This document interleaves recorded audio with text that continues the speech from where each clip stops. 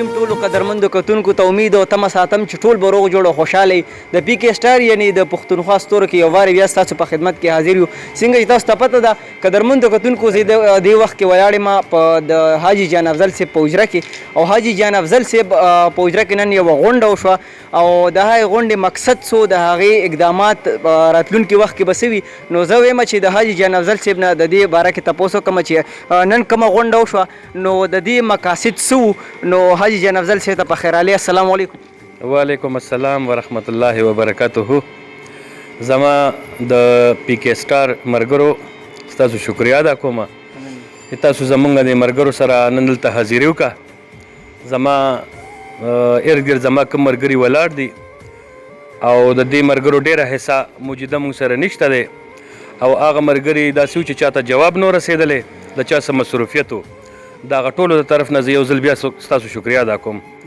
زمونږ دا ملګري د سوړیزي ګلونو په نوم باندې یو ټولی دی او موجوده چې کوم صورتحال جوړ دی د کرونا وایرس د دې نه مخکې د دې ملګرو یو جذبه وه چې مونږ د دې خپل وطن یو خدمت وکړو او مونږ داسې یو ټولی یو غونډه جوړه کړو چې د هر قسمه سیاسي رنګونو نه بالاتر او د هر څنګه مذهبي معاملاتو نه بالاتر مونږ یو ټولی جوړ شو او د دې خپل وطن د دې غریبو خلکو خدمت وکړو.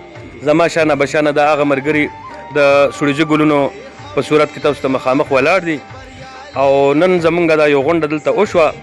د ټولو نه اولنی خو موجوده صورتحال مخې ته کېښودی شو چې کوم کرونا وایرس په دې علاقه باندې د دې یو وهم دی. بېشکه بې شبې دا د الله تعالی د طرف نه یو وبا ده په دې ملک باندې. تقریبا زمونږ د ملک نه علاوه په 91 ملکونو کې خوره شوې ده 191 ملکونو کې تقریبا. او امید د الله نه لرو چې بحیثیت د یو مسلمان مونږ دا یقین دی چې الله به زمونږ حفاظت کوي. خو الله تعالی مونږ ته ښودلی دي د جناب محمد مصطفی صلی الله علیه وسلم په طریقه باندې صفایي نصف ایمان دی. د صفایي خیال به ساتو. دویم د حکومت چې کوم احکامات دي د هغې به مونږ مکمله پابندي کوو.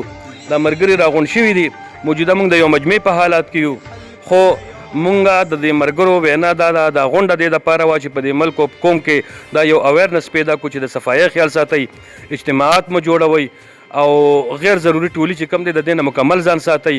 دویمه خبره تره دا که داسې یو هنګامي صورتحال جوړ شي د حکومت به په تمه کېږو نه مونږ د دې خپل وطن د دې خپلو غریبو به هم په خپله خدمت کوو.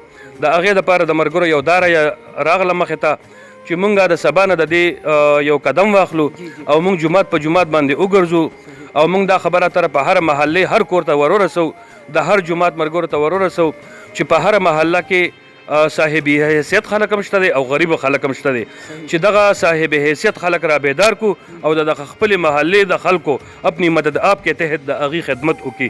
دا زمونږ اولنی پوړی ده. دې سره سره مزید چې کوم زمونږ د دې علاقې د خلکو ضروریات راځي انشاءالله زما دا ملګري زمونږ دا ګروپ دا بشانه د تمامو تعصباتو نه پاک فقط چې کوم دی یو د خدمت په تور باندې د دې علاقې خدمت وکړي او دا خدمت چې کوم دی د الله د رضا دپاره وکړي. نو انشاءالله د ټولو ملګرو دا عهد کړی دی او د الله نه امید ساتو د دغه غریبو خلکو د خدمت دپاره او د دغه غریبو خلکو په دعا باندې به انشاءالله په دې کې الله تقویت اچي او د خپل وطن خدمت به کوو. امید د الله نه لرو چې الله به په دې کې موږ ثابت قدمي کوي او دواړه جهانو خیر به انشاءالله الله دې کې زموږ د دې ملګرو نصیب کوي. وما غلینا الا البلاغ.